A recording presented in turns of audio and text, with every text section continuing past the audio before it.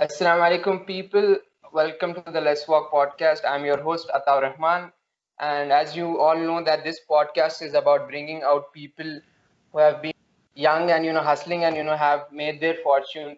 Besides that, I also want to imbibe that anything is possible as long as you put your head to it. And that is why I have my man, Rafe, today. And thanks for coming out of the podcast. Starting on, I would like to, You want to have start some. off with saying to the people how we met, or Yeah, sure.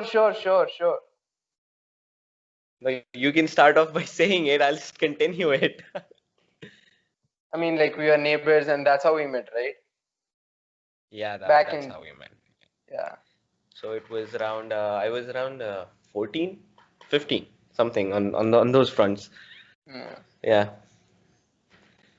Back in those ISJ days. yeah, I remember all those. So Yeah, so I'd like to start with, like some rapid fire questions to, get the juices flowing. So coffee all or tea? right, coffee, Early bird or night owl? night out, Reading or listening to books? reading or Listening to books. definitely reading, Football or cricket? football, Madrid or Barcelona? Madrid, because of Bale. That's it. That's the only reason. No, otherwise I would have asked, Cristiano or Messi. No, just Bale because of Bale. Shadi or Walima? Walima. Okay. Cats or dogs? Cats and dogs both. So you are like the animal lover.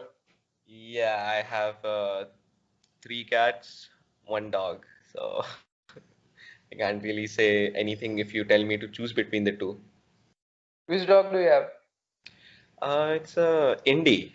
It doesn't have a particular breed. It's an Indie. I call it Gabbar because it looks fierce. Wait, I have a picture of him.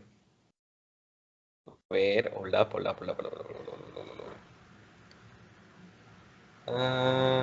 Yeah, just 1 second. 1 second. I don't bring it upstairs in my home, but then it has its home in the parking area. So, Yeah, something like a kennel or something. not a kennel, basically, we have a sofa put down for it. He's So it got his own sits on the swag. so Rich yeah, dog. so he sits, yes. So he sits on the sofa every day and then sleeps over there. So we don't actually, just bug it. So it just made its home in the sofa. Oh, wait.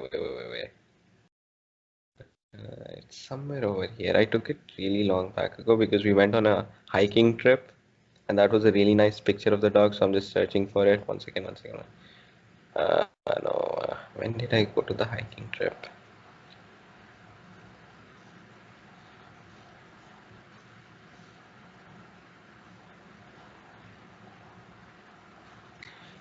Okay, I'm not. Oh yeah, I found it. So yeah, I hope you can see it. Oh, nice.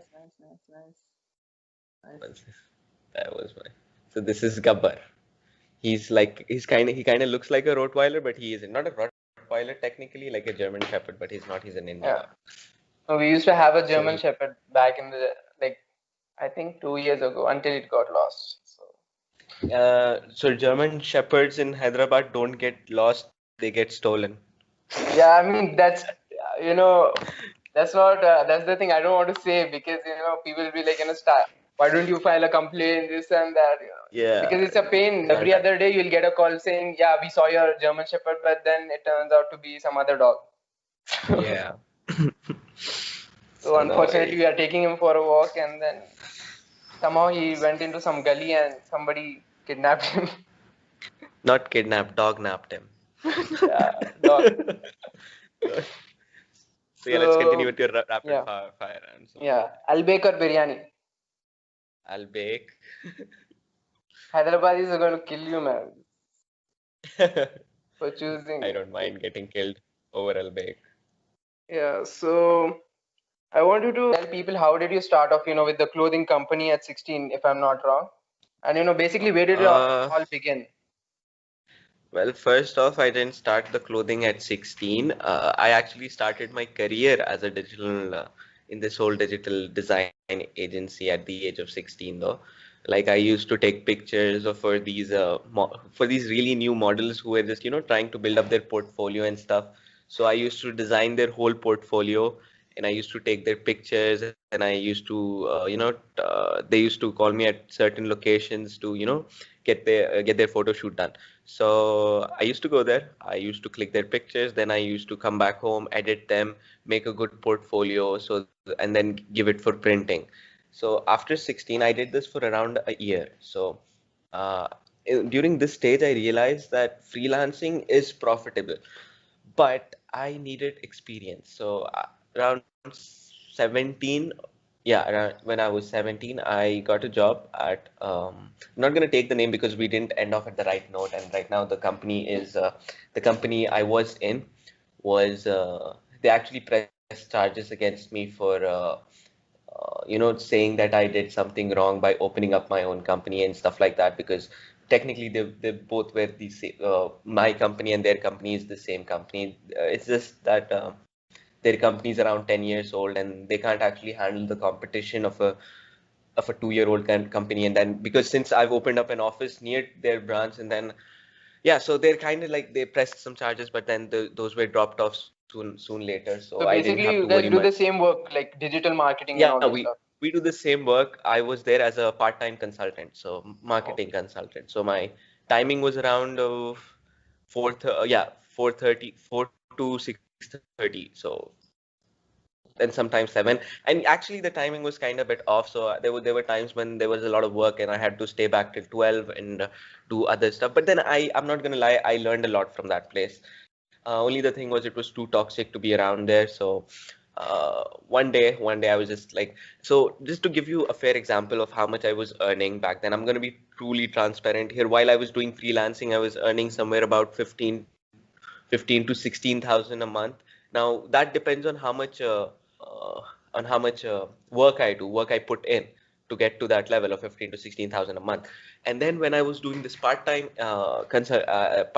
marketing consultancy thing, I didn't have much time because I had college, and directly from college I used to go to this consultancy firm where I used to work as a part-time thing. And after that, I didn't have enough time to call up, make leads, and tell people ki, oh yeah, I do this thing, would you be interested? So I wasn't making any leads, so I was earning with the salary, and they used to deduct from it as well. So my basic salary was 10,000 over there. Now this is in rupees, so if you convert it to dollars, it becomes somewhere roughly around $130 a month. So after seeing the big difference between being a freelancing guy and being and working like a job, and realizing that you don't get enough time to grow in these jobs. So I did that job in the consultancy for about 2 years. Okay. So if I said that name, just cut it out. Yeah. Okay. Yeah, sure. I'll bleep it out. Bleep. Yeah, I'll just beep it out. Okay. So I did there for 2 years and yeah, so I learned a lot of things over there. It was a really nice experience, and yeah. The only thing wrong over there was the main founder over there. He kind of lacked the appreciation for new ideas coming in. So it doesn't matter what you give an idea for, and it would just be like just vanished somewhere in the whole company hierarchy.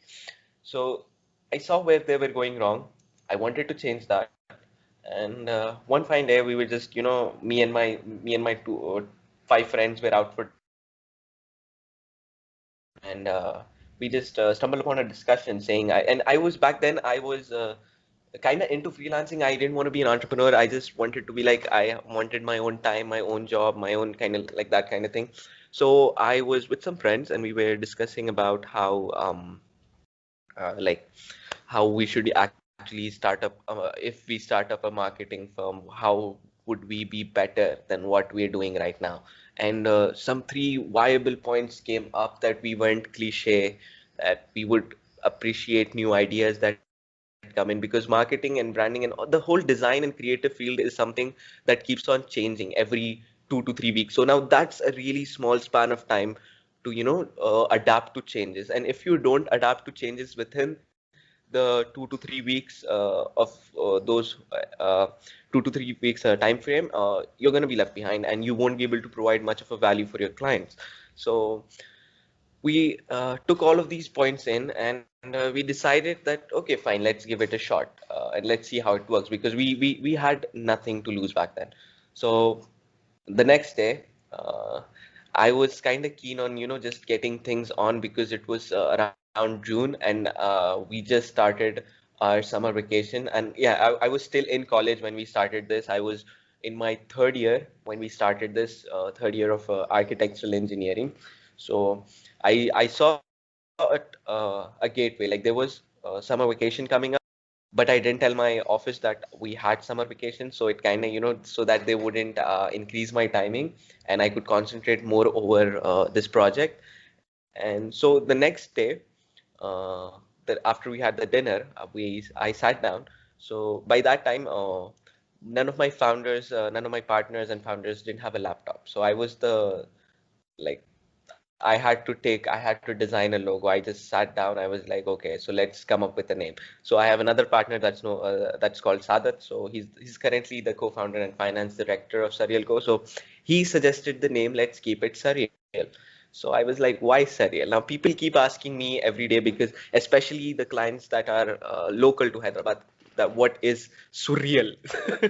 So, I'm not a That's going to come racist. up. Yeah, that's going to come up. So yeah, I asked them, like they asked me, why did you keep it? Oh, so if this question is going to come up, I'll just skip this part. No, Or no, should no, I? no, no. I know. Yeah, if you're getting it, like, there's no problem. All right, cool. So I asked, because I was kind of new to the naming game too. So I asked him, why Surreal? So he was like, Surreal is like the thin line between your imagination and practicality. So uh, b- so it kind of said a lot about what we did.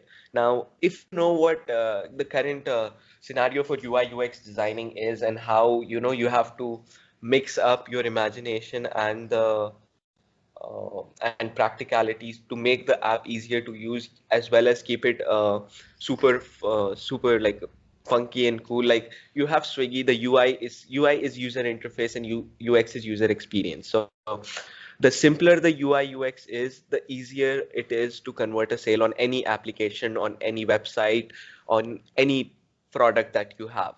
So you need to, so this is kind of like a creative field. So he kind of said me that let's go with Surreal, and then we went with Surreal.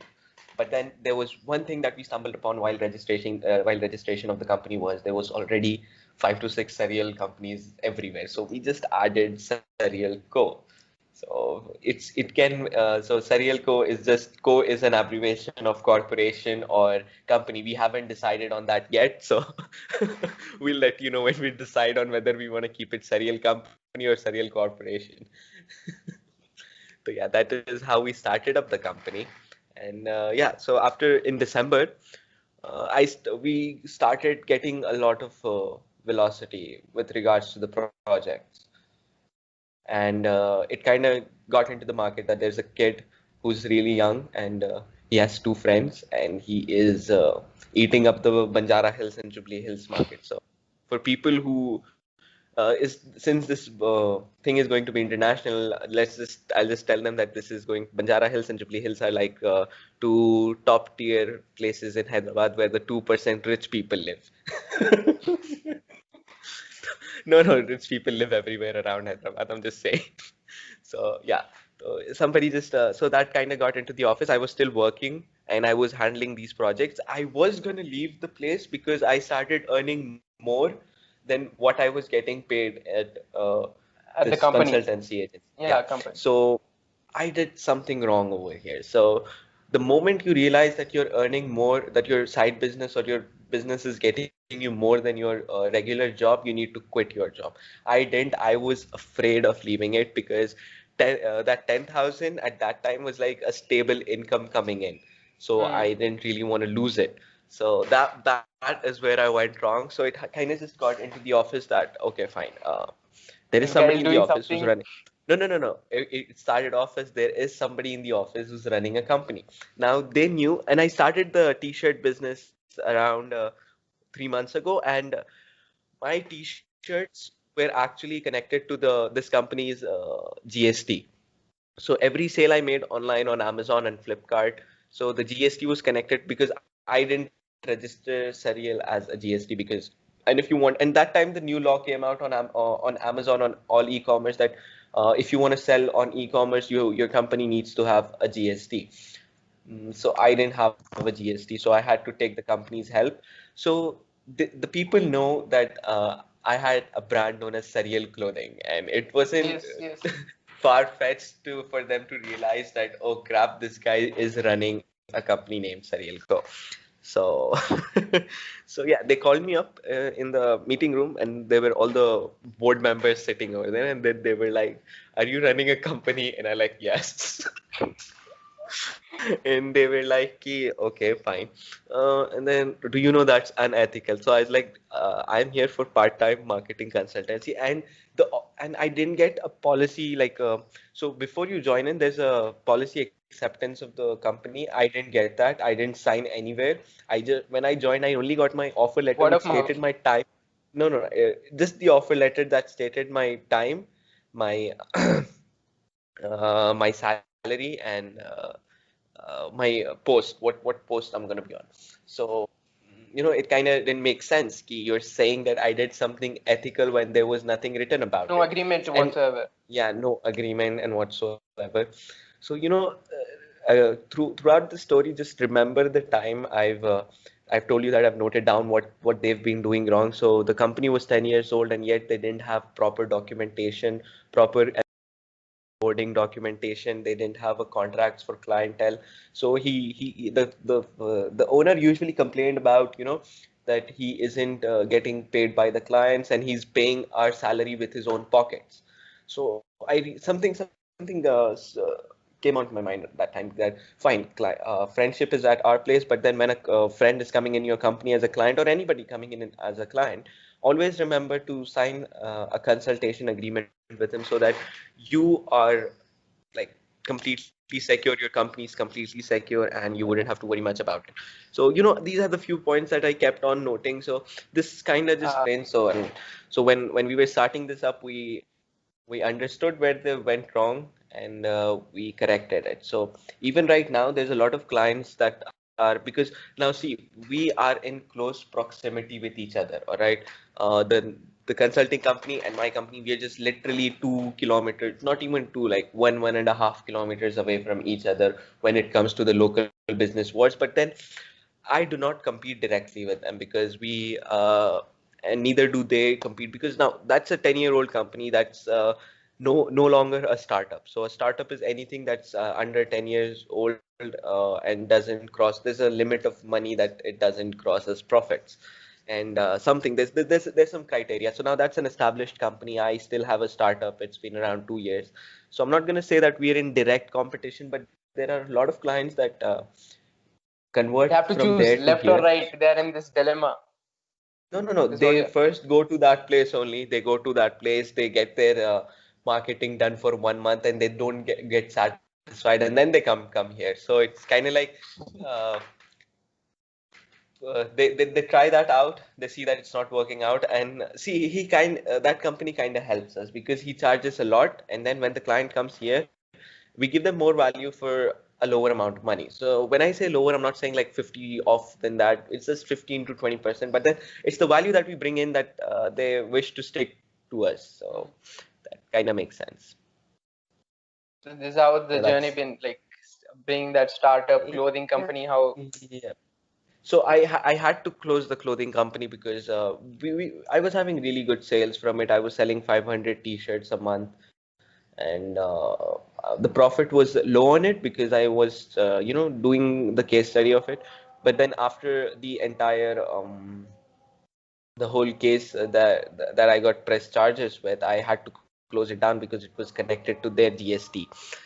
Oh yeah, the and I company do in not which wish you to. were working, that company's Yeah, GST. Yeah, that company's GST. Oh. So So what have you been like working on?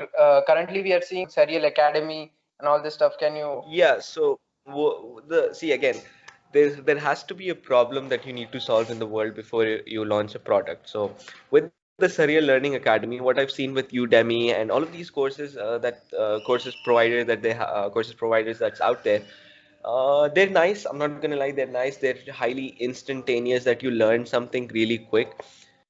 But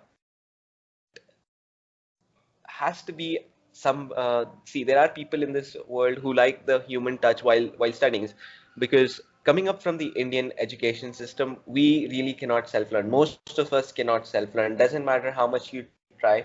It's kind of just embedded in our systems that fine, you need somebody who's going to teach you all of this. I've been learning the piano and it's been getting really hard for me to learn it without having an instructor.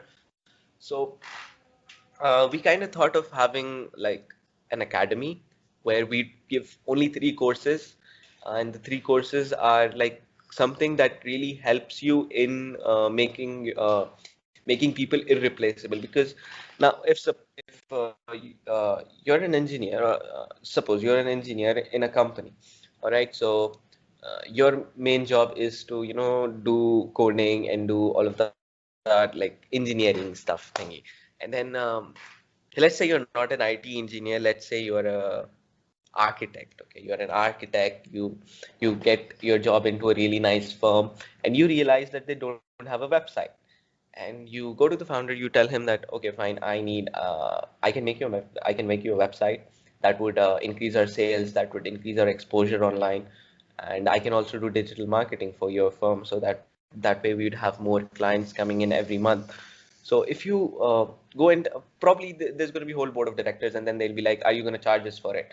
And then if you say, you can say yes or you can say no, but it's up to you. If you want to say yes, if you want to say no, if you want to really just gain their trust at the start, or you could just ask for equity of the company for bringing in the Yeah, client. So it's smart up move, huh? completely up to you. Yeah, so it's completely up to you. So these are not courses that you should do these are like side things, like side skills that you need to have to be to stand out from the crowd. Okay, so if you do these kind of things in the office place that you work in, or if you do this at your own company, if you want to be an entrepreneur, so there are a few skills that you need to know while before you become an entrepreneur. So most of them revolve around how branding works, and how you should take your brand, whether it be marketing, advertising, because when entrepreneurs start up, they're really confused on where to put their brand's marketing budget.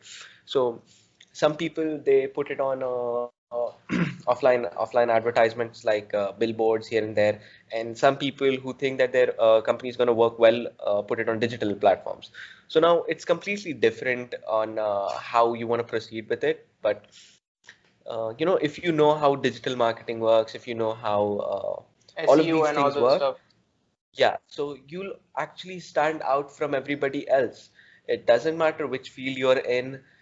You could be a painter and you'd still want to learn these things for selling your paintings really quick and really, put in that value. So these courses that we've designed, there are three. So I'll just name them three. The first is the startup entrepreneur course. So we teach everything in it, from logo designing to website to graphic designing and how to design marketing material.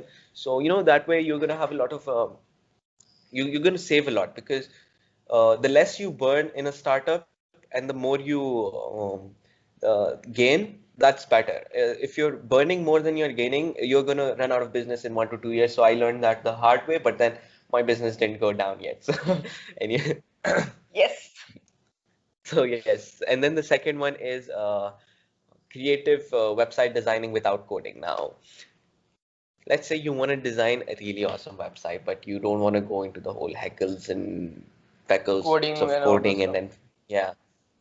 So we actually came up with a way where you can actually design a really functional website. Let it be e-commerce, let it be a corporate website, or let it be any type of challenging website easily, okay, without coding. And yeah, so this thing also includes a hosting and a domain where you'll be able to test out your skills.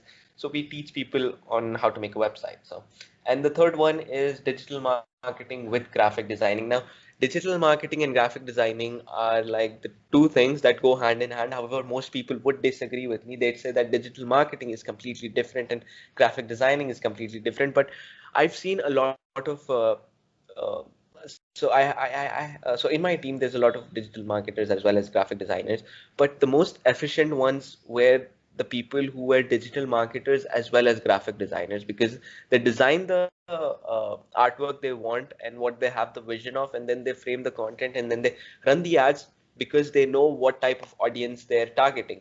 Whereas if a digital marketer is different and a graphic designer is different, he'd had to explain the graphic designer that okay, this is aged, this is targeted for this type of audience, and this is going to be running on this areas.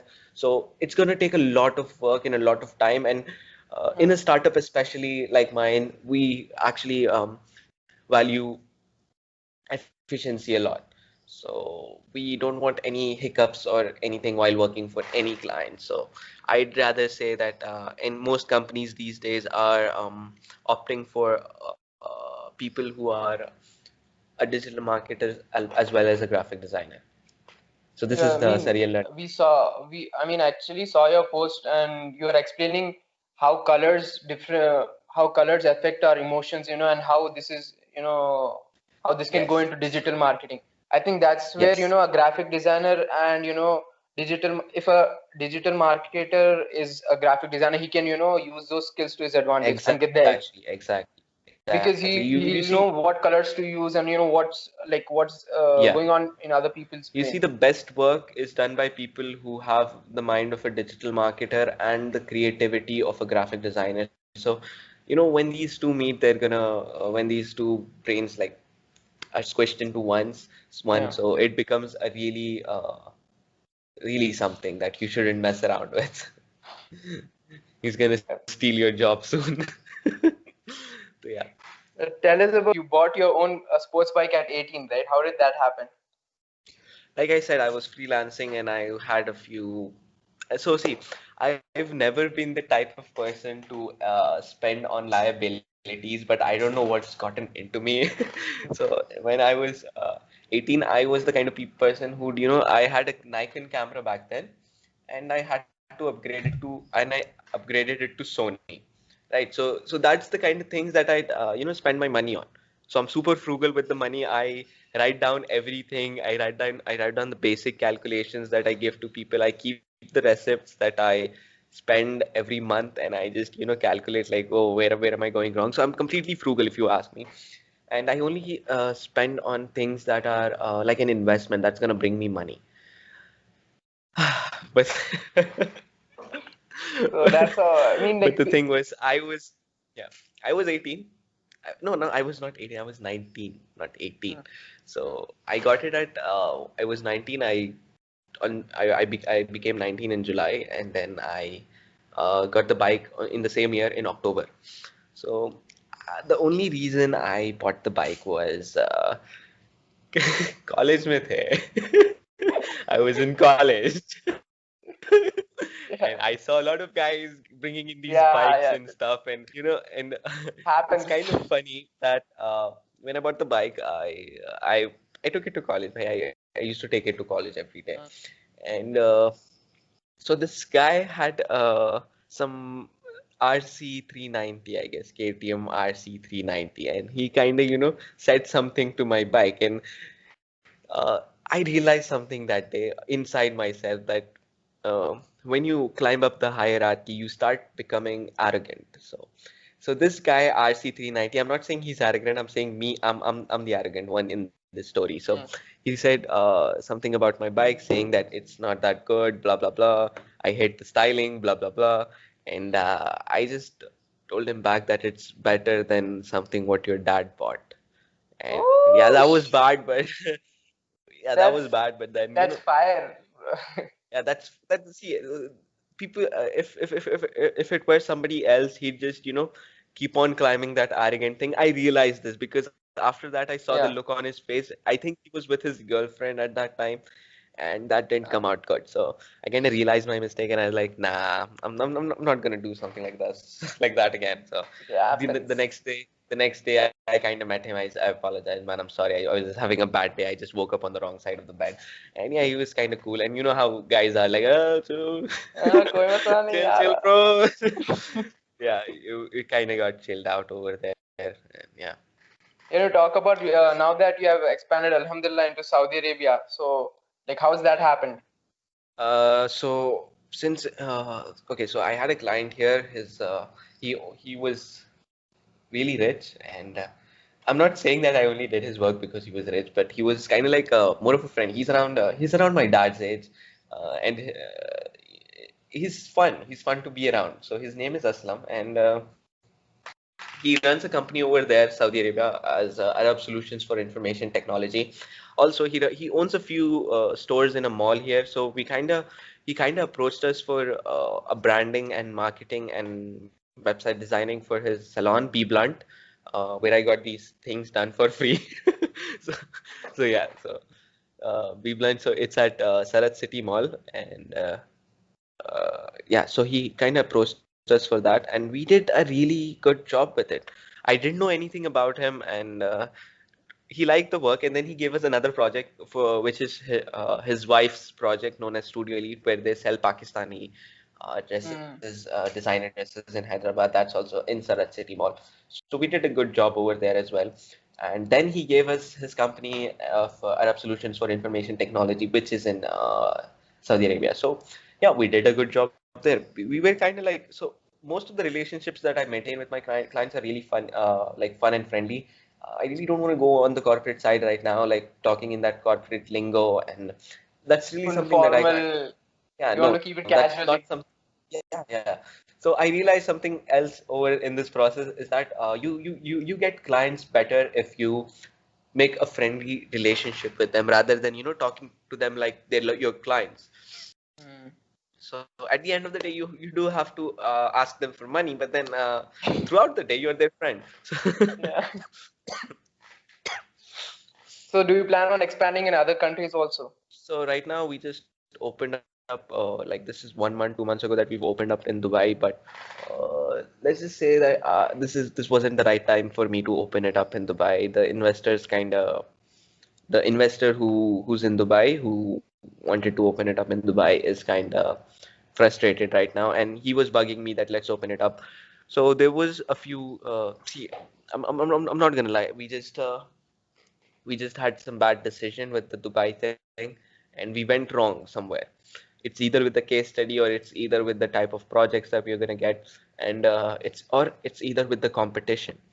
Now, Dubai is a super competitive place, Yeah. and it's nothing like Saudi Arabia's. In Jeddah, where we open up, we are literally like there are like three well-known marketing and branding agencies over in Jeddah, and yeah, so it's not that competitive. And whereas Dubai, we would say that there are about 600 top tier marketing agencies and branding agencies over there, and it kind of gets hard once you get into the market and you have to keep that competitive pricing. So there's a few things that you need to keep in mind. The rent in Dubai is super high, so the investor is so we're not making that much money like we're burning in Dubai. Because at the start of every company, what I like, we've started off in Saudi, so we were giving around like 35 to 40% off just to convert the customer, convert the client into like convert the client into a sale. So whereas in Dubai, I have no power over giving them a discount because, like I said, the investor's kind of furiated, like not furiated, he's frustrated, and I don't want to burden him that much because I mean, because with of the the whole Corona Corona thing and situation. all, Yeah, everything is, yeah. So I'm trying my best to, just to get the upper heads cleared from Dubai, and we're just trying our best to, keep it afloat for the next 3 to 4 months until 2021. And however, we do wish to, introduce some sort of uh, offer in Dubai as well, so that people would be more interested. Because once you start getting clients, uh, it's just a repetition cycle. As long as you're good with the client, as long as he loves your work, he's not going to go out somewhere and search for another marketing or branding agency because that's a real pain in the ass. And another thing is, Uh, so what most so this is right now this is Surreal Co. International is a service-based company. So we have to keep in mind that the current clients we have, if the current clients we have to cater to them nicely because going out and getting converting a new client gets about 25 it's about 25 percent expensive than retaining the current clients you have. Yeah. What do you think about like now setting up the offices is like, now you see in high tech city, all the people now they've been shifted to their homes, they're working from their homes. So do you think like Yeah. companies coming in future, they'll be like, we don't need office, we'll come once in a month or once a week, we'll come at Starbucks, we'll, discuss everything, whatever we want. Office is a waste. Uh, Like something like that that. What do you is think? that is a growing culture, but I highly doubt that it is going to, be the official kind of thing because see, I've done a few meetings on Starbucks, I've done a few meetings here and there, and a physical office is necessary if you're growing your business. So it doesn't have to be an office. It can be your apartment. It doesn't have to mind. It Yeah. needs to be a place where you'll be able to coordinate with your team because right now you're growing rapidly. Okay, so Hmm. if you're planning on increasing the team just because you're getting a lot of work and you can't actually call them to your home and you can't get the work done, you're gonna go through a lot of trouble with Yeah, coordinating and just all one this second. stuff. You're gonna go through a lot of trouble of getting getting the work done, and it's not worth it.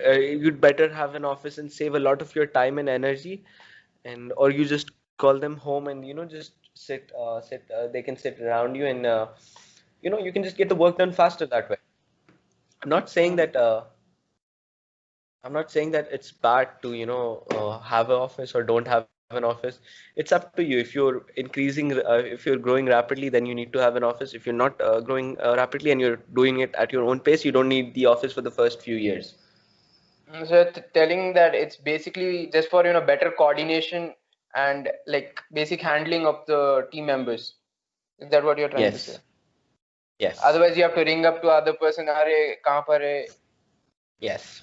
And right now, if you notice that, see, I have a few friends working at Amazon. I'm not gonna lie. So they keep, if they're going out, they keep telling, "Oh, I cannot work. I don't have electricity. Blah blah blah." They give this weird ass excuses and they do their own stuff. Yeah. So it's easier to fraud your employer that way. Uh, Or However, the it's unethical. classic Hyderabadi. हमारे उनका इंतकाल हो गया. Exactly. So, it kind of works because people see if somebody comes up to my face and tells me ki somebody says that my dad got corona. Now, there's a thing about being an entrepreneur, you get to meet a lot of characters and you kind of, just Get understand body skeptical. language. Yeah, so once if somebody is lying on my face, it wouldn't see. I would be wrong at some point, but then most like around 70% of it, I am correct, and I kind of judge people on their on how they move, on how they eat, on how they talk, and it kind of it kind of builds up an image in your mind because you've already met a similar character somewhere who's Somewhere. done Yeah. something before. Yeah, so it's kind of like that. Mm. So I want you to talk about Saudi return struggles and lashback from relatives, and how your parents reacted to you starting a company instead of taking that comfort Okay, job, so working at a firm uh, for 10 years. first things first, you know my dad, right? Yeah. You've met him while we were neighbors. And just like every other Saudi-based dad that was over there, like who was more into working for somebody else and the employee mindset, let's get this much salary in and live paycheck to paycheck. Mm. So you know that, okay, so since I was at an advantage here because I've started earning and I've started taking care of my own expenses from like around 16 to 17 and I didn't bother my parents much. So if you're in the US, it's kind of normal to if you start earning at 16, it's kind of normal. But in India, it's a whole different perspective here. Parents pay for the education, parents pay Yes, for exactly. everything basically. So I was kind of just taking care of my own expenses, and my dad was kind of pissed whenever I brought all of these things, like whenever I buy a laptop, whenever I buy a phone, a new phone, the bike, the car. So every time I buy something new, my dad gets pissed off because he says save the money, invest in. See, he's not wrong for me to for me to advise that I should invest in stocks or Because it's end of the real day, it's a estate. liability, right? I mean, if you buy a Yeah, car yeah, or a yeah. It's complete. See, I completely get people say that car is a liability, fine, but the thing that I had to buy a car because I was expanding my team and we were going on a lot of meetings and it was kind of getting hard to call up an Uber, and sometimes I had to call up two Ubers to just get the mm, whole team at the meeting place. So yeah, I thought, yeah, let's just invest in a car and that would be much more better, and you could use it for your personal life because I was traveling on my bike every day around 60 to 70 kilometers with the whole meeting thing, with the whole and with the whole meetings, the office, because I had to hustle a lot in the start because I had to make a lot of noise in the market. So it was taking a big toll on my body. I was getting super tired when I came home, and there were times that uh, I didn't have any joint pains, but then it was that the weakness you get ki, oh fuck, I've worked a little bit too much, will get. mm, So I realized that I need a car, and plus the weather in Hyderabad is unpredictable, so you can't really say when it's going to be super sunny. You can't say when it's gonna rain, and it was getting super dangerous to drive a bike around here, and mm, with the whole mud holes and stuff like that. So I just yeah, thought, yeah, let's just get a car and get this done with. So anyway, that was kind of more of like a asset slash liability the car was. So yeah. I don't mind I mean, investing in depends it. how you see it, right? Yeah, Yeah. So yeah, so I'm not blaming my dad for it, but then none from my family actually went into the whole entrepreneur space of trying out something new. Even the generation that's with me, I keep on telling them that my cousins, my brother, that fine, let's just start something of your own. If you need mm. support, I'll be there. If you need branding, so it's kind of like that. Once you get into the employee mindset, it's really hard to get out of it You because get you get comfortable. That's what addicted. I feel. Yeah, yeah, you get really used to that. See, I'm not saying that there are people who love their jobs. I'm not saying nothing Yeah, to them. yeah. Jobs It's are totally okay. a personal choice. We are not Yeah, trying it's a to person. tell you to quit your job. I mean, it's Corona. Yeah, Please don't do that. yeah, don't quit your job. But then what I'm saying is people are not ready for the hustle that you need to put into, starting up your own company. And they don't realize it after the company's laid you off, there are chances that you have to be starting from zero. Like suppose, so I'll just give you an example of my dad. He was a project director. All right. So after he got laid off in Saudi Arabia, he couldn't work at anywhere else because they were offering him posts like QA/QC in charge and stuff like that. QA/QC is quality control. He was a civil engineer, so quality control and quantity management something. So and at that time the red card, green card thing was out there, so they were firing all the expats Yeah, and bringing in more Saudis at the that time. ratio, the ratio Yeah, thing was there. to match the ratio of having 50% or 60% Saudis and 40% expats in the company. Yeah, At that moment, I realized that Saudi Arabia is not probably the place for me, and it never was. Saudi Arabia is not a place for us, man. So, yeah, so moving forward, another thing I've realized over the past year is that you have to pay the kafil here. So technically, you don't own the yeah. company. The kafil owns the major stock in the company. Kafil is your sponsor. For guys who are not from Saudi Arabia, kafil doesn't mean terrorist. So, so the guy, so you have to pay him a fixed salary, and sometimes if he gets to know about how much profits you made, he's gonna ask for more. So I've realized that when we've started up this branch in Saudi Arabia. So we had the branch for about 6 to 7 months now, and I'm gonna say it's really hard to run a startup in Saudi Arabia. You can probably run a company over there after you've established it and you have a lot of funding for it, but running a startup in Saudi Arabia is super hard. Or Even if find a kafil who is half Indian and half Saudi. yeah, and it's a matter of trust. All of these people are mostly just there for the money. They're not gonna understand your Yeah, dream of having a company. They just be like, how yeah, much will I get paid? Mr. yeah. Rafi, how much will I get paid? And then, yeah. And then you have to name a price, and then if he agrees, ki, oh, fine, okay, cool, done. So there's a lot Tell of us about your YouTube. You know, you used to do vlogs and all this stuff. yeah. I used to do Now the it's all vlogs. I removed. used to What's do. the reason? What's the reason Wait, did behind you that? wait? Did you check it? Yeah, yeah. I'm doing, a lot of research, like Oh before God. bringing. So the only reason I removed my digital footprint from YouTube is because I'm gonna start up a YouTube reel soon, and so I have to come up with my own personal brand over here. And no, it's not gonna be about vlogs because there's a lot of noise on YouTube. Again, a lot Yeah, of yeah.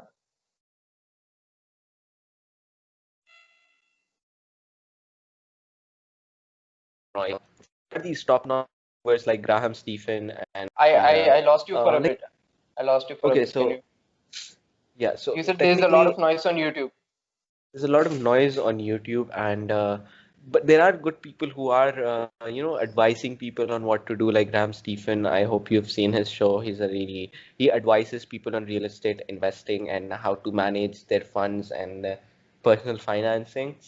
But he's but Indians and other country people can only relate to him to such an extent that like you can't relate much to him because the advices that he give are not Applicable. uh, applicable in India and other countries. So see, I'm not saying I'm gonna make it for other countries, but then I would highly make it for Indian people because for how to move up in India, how to invest in India. So I already have a real estate investment and I own a flat. So an apartment that's like a 1 BHK apartment. I gave it out for rent and I get around 5 to 6,000 rupees. I know that's not much, but then I just wanted to know the whole real estate market here. Yeah, So one thing I've noticed is I'll just give you like a, a prequel about what I'm just gonna give you a snippet about what I'm gonna talk about there. So I've been doing these weird ass investments everywhere. So I've invested in a 10% equity at a restaurant, so branded restaurant. So I'm just waiting for them to launch it again, so that I can declare that I've been a part of that because according to the contract, I can't disclose it until the restaurant starts running. So and I've also invested in this apartment I told you. So this yeah. particular apartment is located at Attapur. So Attapur is a good Basically area, on the but outskirts, right? yes, outskirts. It's cheap over there. So technically, if the only reason I wanted to invest it in Attapur is because it's closer to the airport, and I usually get calls from all of these airport staff who've been transferred here. Let it be the cabin crew or there was this guy who was he was a maintenance engineer at the RGIA airport. So I did this investment before the Corona lockdown thing happened. So right now it's kind of taken by some dude. I don't know. I didn't make a contract with him. He just came in and I like fine, just take it, man. I don't want to run it on the lot. So anyway, so I'm just figuring out how things work in India. One thing I've noticed is that religion and communal diversity works really well over here. So if you invest in a area where there's abundance of religions, like there's a church over there, there's a mosque over there, and there's a mandir over there. So those kind of areas have really high Yeah, real estate value because it's not just one religion covering one type of yeah. community surrounding the entire place. It's different. So there's going to be the place is going to be nice because each other each one of them don't want to hurt each other's feelings, so they live in a kind of a Harmony and respectable all way. those like Yeah, coexist symbiotic relationship. coexisting. Yeah. So usually at these places, now I'll give you an example here. So there's a place in Hyderabad known as Shanti Nagar. So it's surrounded by mosque, church, and a mandir. So the real estate evaluation of a property over there is more than you'd have in Banjara Hills. Let's say you take a place in road number 4 near my office in Banjara Hills. So I've done the comparison and I've seen that there's a flat over here with the same square feet and a flat in Shantinagar with the same square feet. And Shantinagar, the flat in Shantinagar was evaluated at a much higher price point than the Zehra Nagar road number 4. So Zehra Nagar is a kind of a Muslim dominated Muslim area, and dominated. yeah, so I kind of realized that it works in that way. And the other thing is that the area in when it comes to real estate is you have to see how far is the grocery store, where is the mandi. So mandis are technically those weekly Grocery vegetable thing. markets. Yeah. Yeah.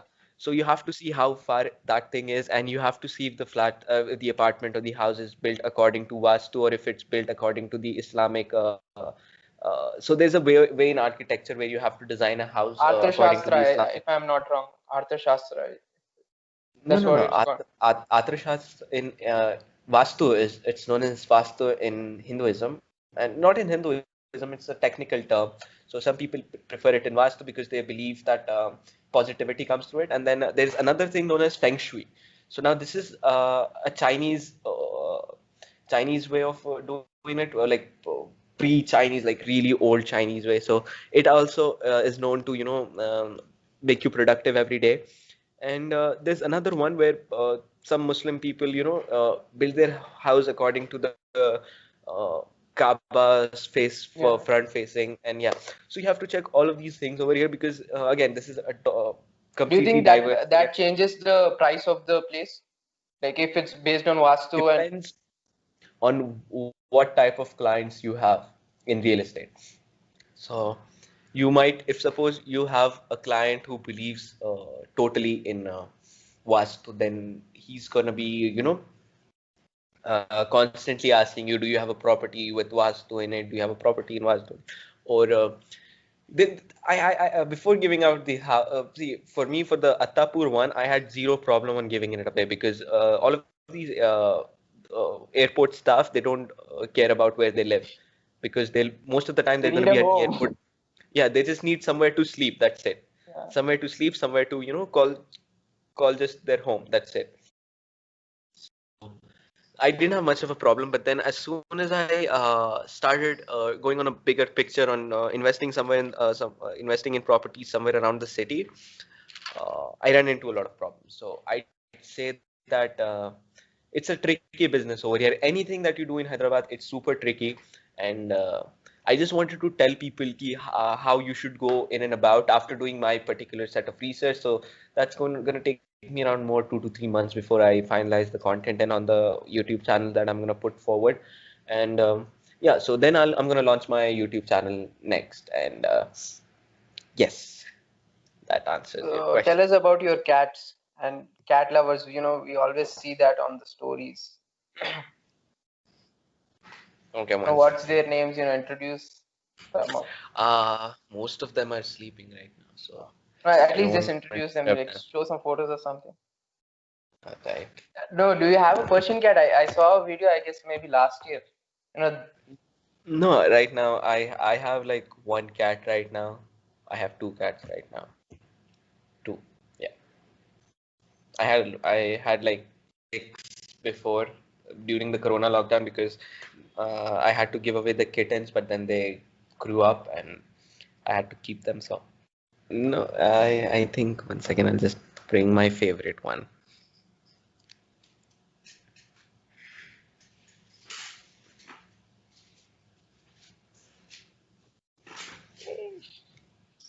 uh, this is a Persian, right?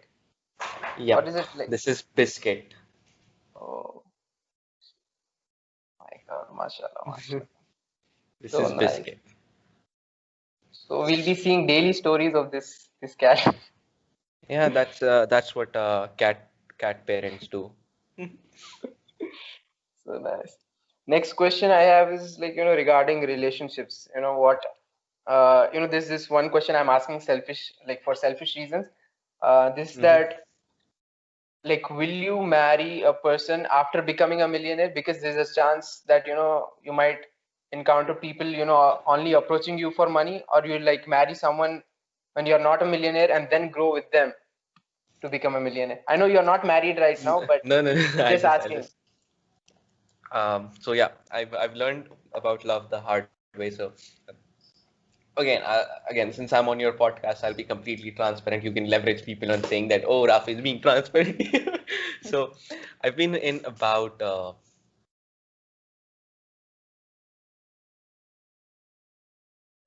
relationships, and none of them really worked out that well because hmm, love is hard.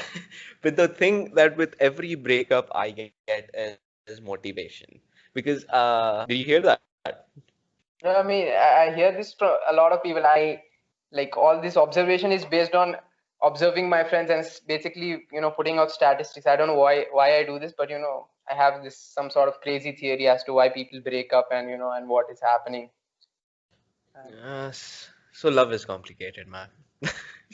no, I mean, like, what do you think? What's your take on that? Like, will you become a millionaire and then marry someone, or probably like grow with them I together? I I really don't know. I have no idea. Even though I'm more lean towards, see, there was a time when I'd be more lean towards the character. 1 second, just Hmm.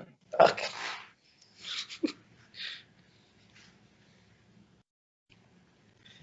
Okay. Dad Hey. struggles. Yeah. Okay. So, I think right now I'm more lean towards women who have a goal in their life.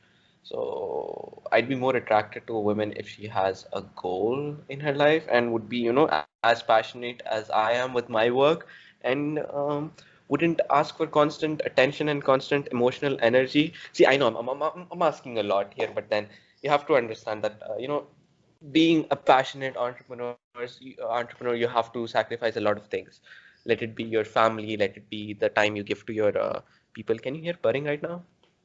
No, no. Okay.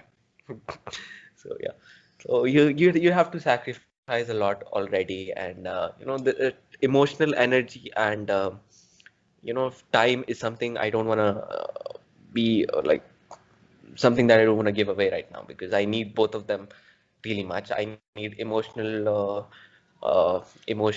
energy to go through my day and work every day because there's something new always happening in the business. There's something new that's gonna distract you. Like so, there's something new always going around in the business. So you need a lot of emotional uh, You mean emotional energy. drive, for getting. Yeah, you need a lot of emotional energy to run a business, and uh, especially when your company can't afford to keep a full-time CEO and you have to work as different, sometimes I take care of the things in Saudi Arabia, sometimes I take care of things in Hyderabad, and Wear too sometimes many I hats, create. right? Yeah, so I actually need the emotional energy. So right now I'm just taking a break from all of these relationship and looking for new friends and stuff. I'm kind of happy with what I have right now. I'm just experimenting with different stuff, and it gives me more time and space and energy to experiment with new things. And yeah, so that's how it's working right now. How is So your while business? while No, your no, no. question Continue. was Yeah. while your question was, would I marry someone before I become a millionaire or after I become a millionaire? I really don't know because love happens when you least expect it, and letting go of somebody you love is something I wouldn't suggest because the world is becoming materialistic every day and by a really great number. So if somebody loves you for who you are and doesn't really love you for the money, and it doesn't necessarily have to be that there are women who actually want to be secure in their life for some reason, and they choose over a rich guy over a poor one, and then there are women who really love somebody so much that they're ready to let go of the money and they're ready to struggle with you. So now depending on women, I have no idea because I didn't do I've not done my research on women, so I will do my research on women soon. We'll be coming out So with a new research on women videos then. yep, good material. Understanding women, episode 1. Social dynamics. Yes, so that's I think it's all based on when I fall in love and I'd marry then and there. Even though my parents force me to marry right now because they say you're settled now, you're earning good, why don't you get married? And I keep telling them, nah, not ready. Nah, All the ladies who are listening to this, you can apply for Rishta. I'll make some link. nah, it's okay. I'm good this way. Tell me, how your business has, like adapted to this coronavirus, because now everything is like online, No business no is billboard. adapting to the coronavirus. I'll tell you why. Now, people thought that when this corona thing happened, let's just, do this. See, there are two businesses that are running on peak levels right now. The one is that e-commerce giant Amazon. He's taken even more share than he previously had during this whole corona thing.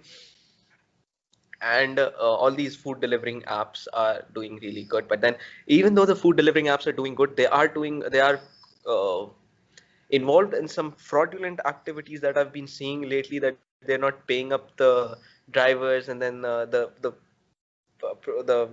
delivery agents and stuff. And so technically, and every business around the world has laid off except for Amazon. Every big tire business, except Hmm. for Amazon, and I guess Apple didn't lay off their employees.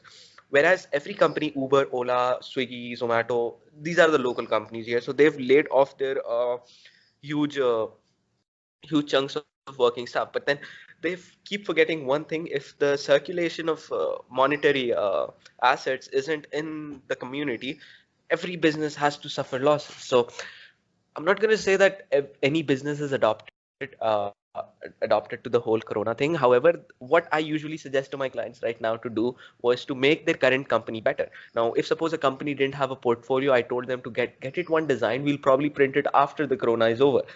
And if they don't have a website, and if they already have a website, I tell them to give the website more functionality. In terms of, suppose, like, for one of my clients who's a real estate agent, I told him that since people are really skeptical about not coming to places and meeting you up, why not you put up a digital tour on your website? And we could just get one of those Google guys to shoot it 360, and people can take the digital tour of your entire Area, properties through their apartment, or whatever it is. yeah, website. Yeah. So, but then nobody, see, I'll tell you something.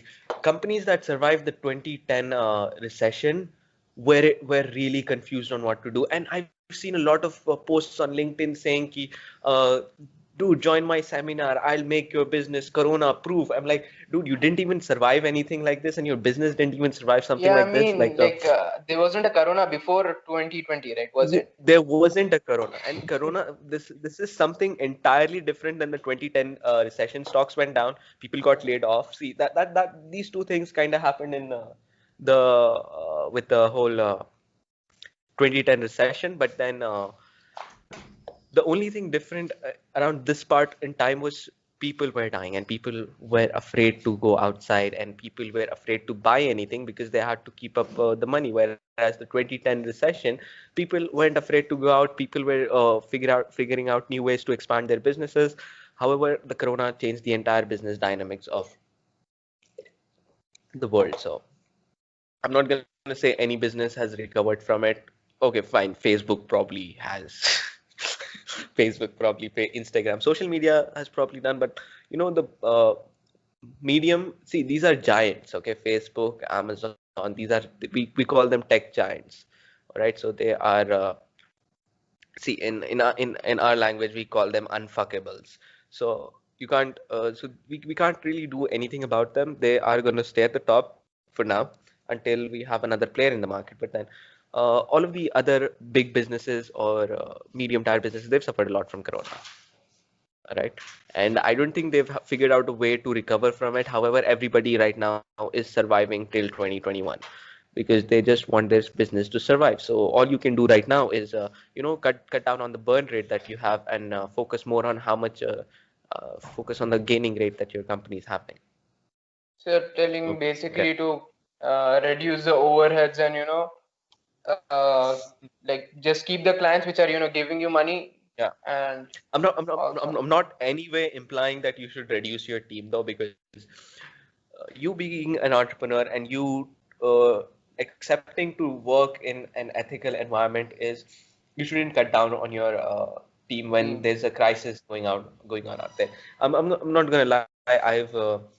actually told my team members that fine, I'm gonna, when the corona first hit, the first month I gave them their entire salary, but from the second month onwards, I told them that let me know how much you want on, like, if suppose you want to buy groceries or something that's really essential, or suppose your phone dies or your phone's not working when you want to buy a new phone with your salary and stuff, just let me know. I'll transfer you the money, and uh, keep the money on the low, because we don't want to burn out too much of the money, because because we first, second, third, fourth.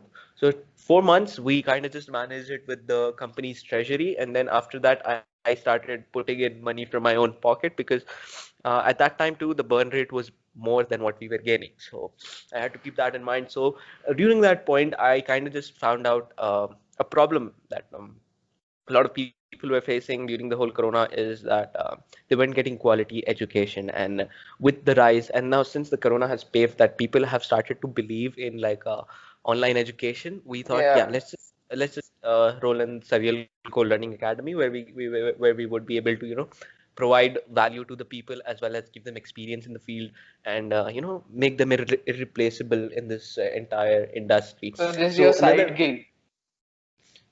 this is your Side gig, side. I mean, this is on the side with the no, company, this right? is this is This. no, no, this is not. This is a part of the company, because we've already started taking in students. We have two teachers now, and they're continuously taking in batches, teaching people. And I do come in when it's the so I technically take 2 weeks of classes for these people. So technically, all of our courses are around 30 to 45 days. So I take There's around this. 2 weeks of classes as Yeah. master class. Yeah, and I teach So them there's that. this question that people might be asking, that we have now built a successful business. I mean, Mm, at least it's successful, right? So they'll be asking, kind of. why do you, yeah, it's fine. So why do you have to now, charge for what you're teaching? I mean, like, you can give it for free, right? See, if I give it for free, people will lose the value of it. Okay, I've seen it. If somebody offers me, ki bro, I have a gym, it's free, I'm not gonna go there because I haven't Yeah. paid for it. I'm not gonna take it seriously because I haven't paid for it. Okay, so Yeah. now when I say that you add value through the money you charge people, see, I even charge my best friends for, if they want their branding done, I tell them the company price, that this is the price and this is what I'm going to charge you, because that way they're going to be involved in it, Yeah. because they'll be like, oh, I'm paying so much, I want this company to work. And once they've invested the money in the branding, they're going to be like, oh, I need this company to work because I've invested this much money in branding, this much money in this thing, that thing, this thing, that thing. So as long as you keep asking people ki, I'm going to provide you this much money of value. And when it comes to Surreal Core learning, uh, like I told you, it was both. I wanted to solve a problem, as well as I wanted to, keep my team and get away from the whole financial crisis that we were going on, that was going on in the entire company.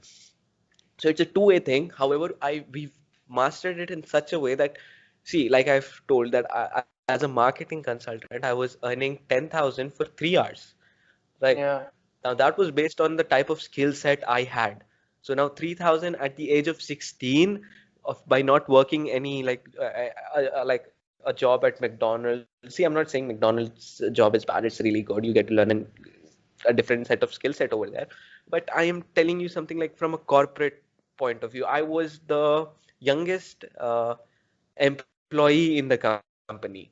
So it's that kind. See, if you're able to earn 10,000, and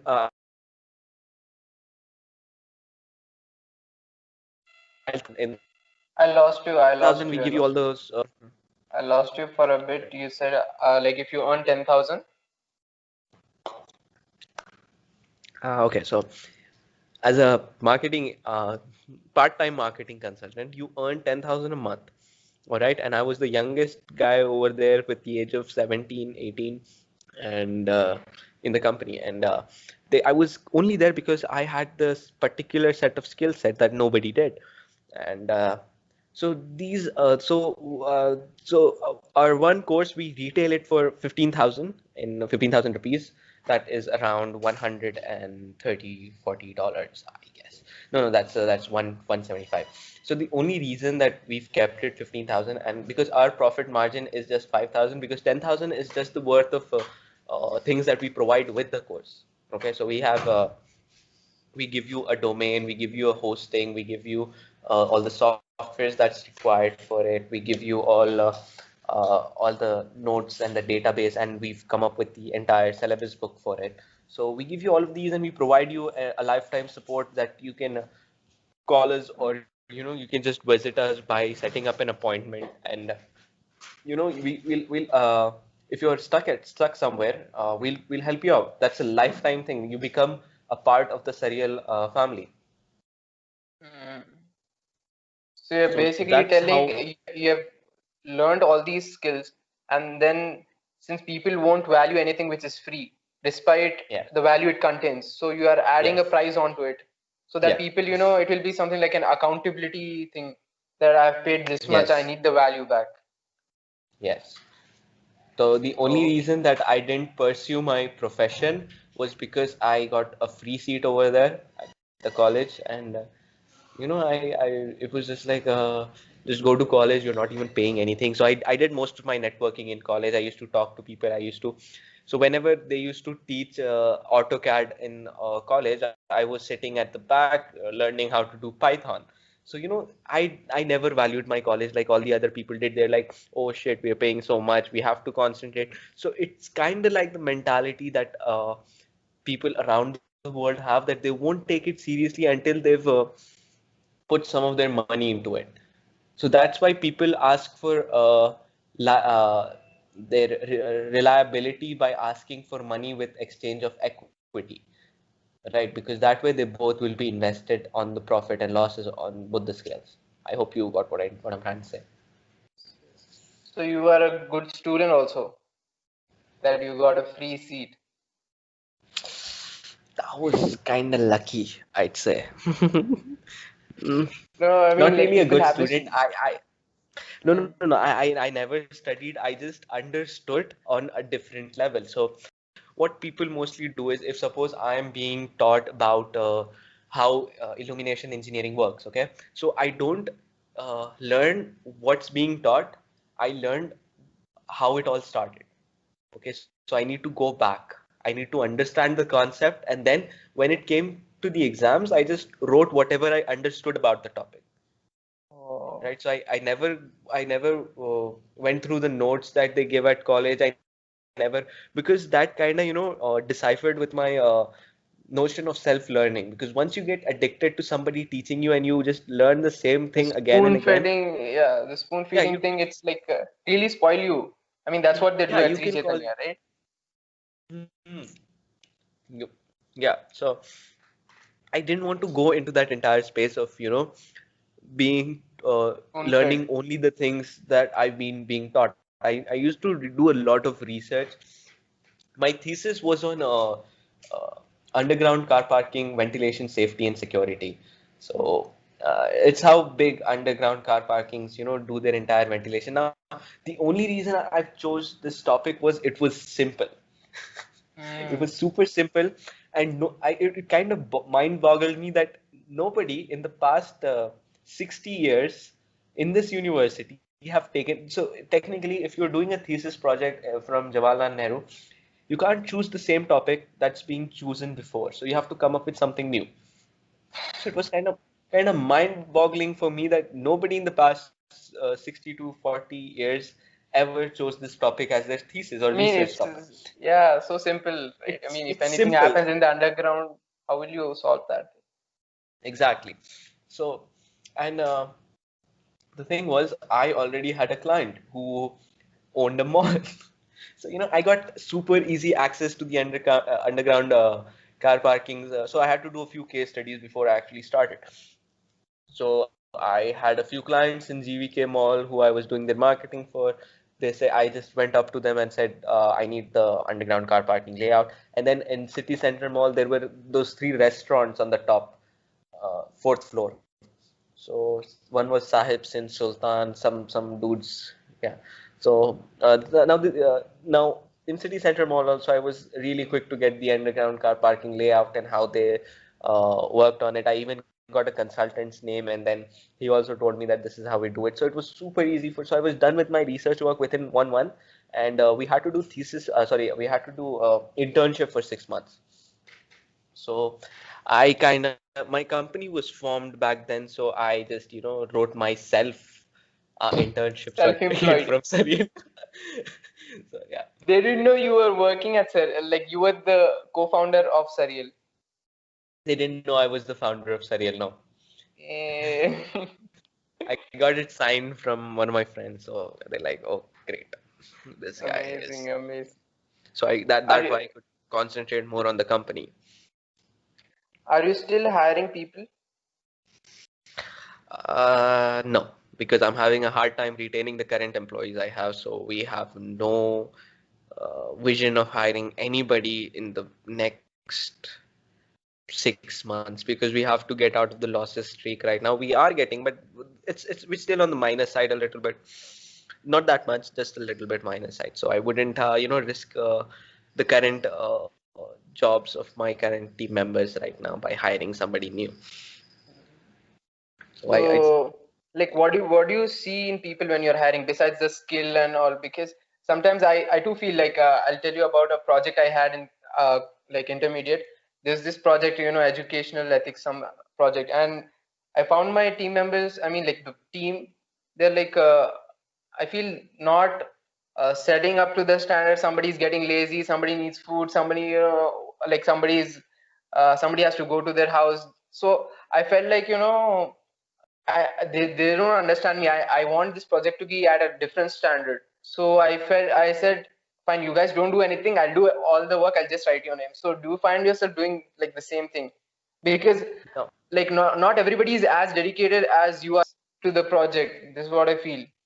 I'll tell you something about entrepreneurs. So technically, uh, so in the start, when we started hiring people, I kind of tried to overwork the team members. But then there came a point where I realized that they are not me, right? You need to realize that not everybody will have the same set of stamina and the same set of skills that you have to work efficiently and stuff. So you need to keep that in mind while you give assign work to your team members, and you have to realize that you are on another level because you've been hustling for a long time and you've gained all the stamina to hustle, and while other people can't. So I realized it a way later after we laid off a few team members. So, but then I came to the realization, and we just kind of just apologized, and then I tried to rehire them back, and then one came back, and the other one said, "Ki, I want to do something else," and he went on and start his own company in the cosmetic sections of men healthcare and stuff like that. So that was kind of okay. So, wait, you said what do I see when I bring in Higher, yeah, people, like right? yeah, Yeah, so we have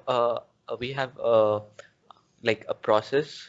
So the first thing is the interview, of course. I call them up. I see how they talk. Again, when you are an entrepreneur and you've been doing your business for really long time, you know what's the type of people around the world. So I kind of judge them. See, it's not something I'm proud of, but then my gut feeling actually tells me to judge them based on according to how they speak, how they present themselves, and how they answer to the questions I ask them. So even if they bring their CV in, I just don't look at it when they just come inside. They just try to give me their CV and make me go through it. I don't touch it. I ask them how they are. They try to really force the CV in front of me. yeah. Bhai, padlo. I just keep the CV. I try to, just I don't want to look rude in front of them. I just take it. I just see like we'll come back. We'll come to the CV soon. But then first tell me. In India, people really think that getting experience and having those 5 years, 6 years of experience is something that what everybody looks for. But it's not. The business dynamics have changed a lot in the past few years, and it's no longer how much experienced you are. It's all about how much skill set you have and how much talented you are and how you present yourself, and will you be a team player like you said, the your friends who you told to give their names and stuff. So it's technically how you assign the work as well. Like you've said that I'll do the entire work, blah blah blah. So it's kind of like a relationship that you build with your team members. So if my team members see me working at something, they offer it themselves. Do you need help? I can help you with that. I'll do it. So it kind of started off as a relationship between an employer and an employee, but then we do not have that hierarchy at office. We do not Oh, have the hierarchy of the office. sir, you. Yeah, so nobody calls me sir. Everybody so just sees me as their friend. And if any new team member comes in, I try to make them uh, Feel super comfortable. comfortable. Yeah, super comfortable uh, because there's a lot of things that we do together. Like we go on lunches together, we go on dinners together, and there are times that when the employee when sorry uh, when the client calls us for a meeting or something, they usually offer something with the meeting. So like they'd say ki, oh, let's go have this, blah blah blah. So we do a lot of things together. So it's kind of like if you're devoting 9 hours of your day in on a company, and you'd be staying around with people, surrounded by people, you'd actually you start bonding up with them. So I've had friends, I've had referrals, I've had uh, people I don't know work for me. So it's all kind of like it's a good experience, I'd say. Um, uh, of that there comes a time with your team member where they shift from being an employee to being a team member. Okay, so there's a big Yeah. difference between being an employee and being a team member. So we don't address anybody as employee, we address them as team members.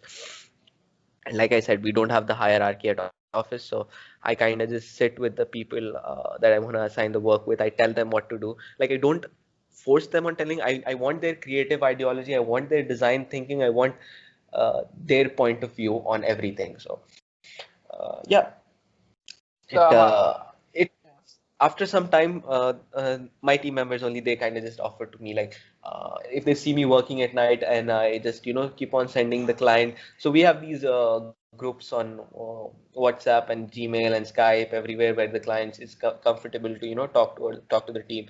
So whenever they see me working at night, they just offer, hey, I'm awake right now, do you want something to get done from me? So I'll be like, okay, fine. And if I don't have anything that I need help with, I just say, no, no, you just still, I got this. And then yeah, see, I don't want them to invest more than 9 hours into my dream. Okay, I want them to figure out their dreams as well. I want them to know what they want in life as well, other than just working for somebody. So it's kind of like a coexistence that I have with my team members that I really appreciate. And yeah, we're more of friends than we're co-workers or team members. how do you deal with this, stigma beside, like, with, they say this, or this running joke, right? We want a candidate who is age 20 years with 30 years of experience, right? How do you deal with that? Because considering you are young, I mean, compared to other Don't companies, like, how don't do you join deal with those that? companies. Don't join those companies. Those companies are probably run by stupid HRs who think experience is everything. And see, I really don't like human resource managers. They're really stupid for some reason. I'm not generalizing all HRs though, but then most of them are stupid and they don't know how. See, HRs are kind of like in an engineering firm, there's going to be an HR. Okay. In a marketing firm, there's going to be an HR. So an HR in the engineering firm decides that he or she wants to go into the marketing firm and become the HR over there. And the marketing firm HR thing goes to the engineering firms become an HR.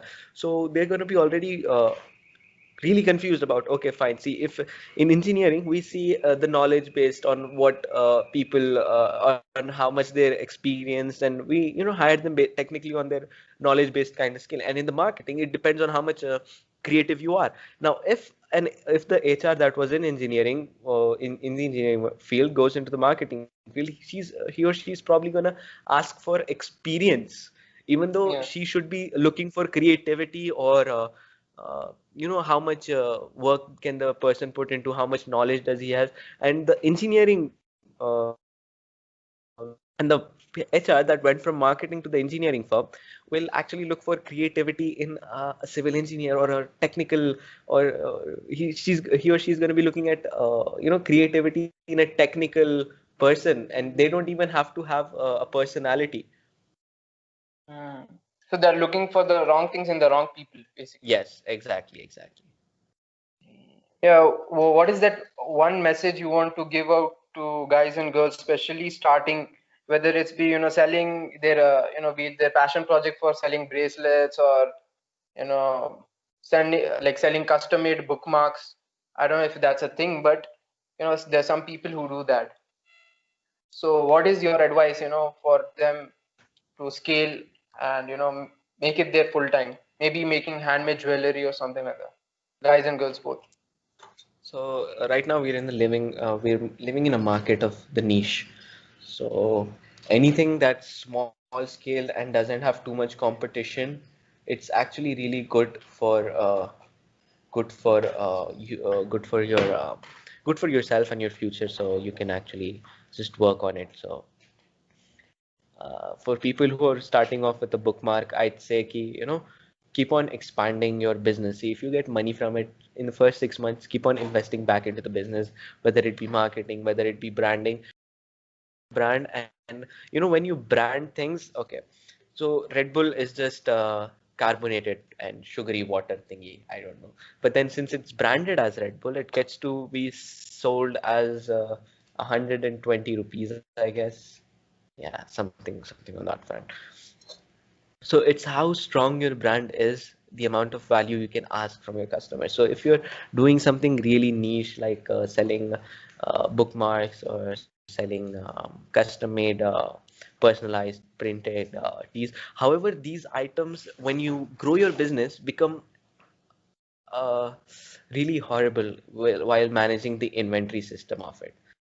Okay, so it's going to be a nightmare to handle the inventory of it. So I'd say go ahead with it, but keep in mind that it's not a big scalable business. Okay, so it's always going to be a business where you're going to earn money, but then it's not something you're going to be able to scale nicely. I hope you got the point. So Yeah. So yeah, we're done with all the things. Unfortunately, people, we don't have any questions from social media, so I think we'll have to keep it at that. What is that last message you Mhm. would like to give people on anything, basically life, business, whatever it is? Last advice you'd like to give people watching, listening to you. To everybody, I'd say, stay happy, stay positive. It doesn't, life is not a race. It's, everybody gets to their pace when they have to. Life's not a race. And yeah, you don't compete with anybody until unless it's a rival business. And, make the most of it. Like, don't become an entrepreneur because somebody on YouTube tells you to become an entrepreneur and quit your job. If you're happy with your everyday job, that's completely fine. If you're happy with the security you get while being an employee, or employee is not a bad term. My dad's been an employee for the past 30 years. I don't blame him. He's given me a good All life. the Saudi And returns parents have been, the yeah, so employees. That's not. so it's completely okay to be uh, an employee, and it's completely okay to work on somebody else's dream. It's not bad because you're just helping a person get his dream. So you're kind of like Catalyst, uh, basically. yeah, you're like the catalyst. And